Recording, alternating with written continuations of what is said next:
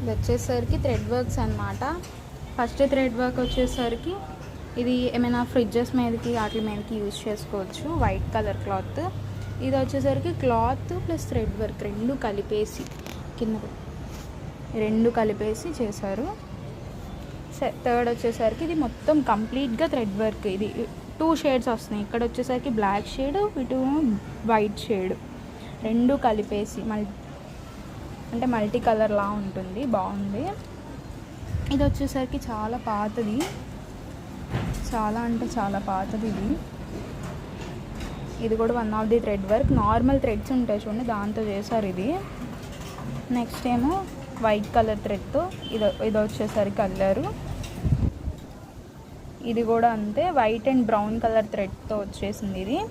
ఇది only for white colour, but colour వచ్చేసరికి మనకి చేంజ్ అయిపోయింది, చాలా రోజులు అయింది కదా, సో చేంజ్ అయిపోయింది. రెడ్ ఫ్లవర్తో ఇది వచ్చేసరికి క్యూట్గా ఉంది. సార్ వాష్ చేస్తే ఇదంతా బాగానే ఉంటుంది అనుకుంటున్నా. Thank you.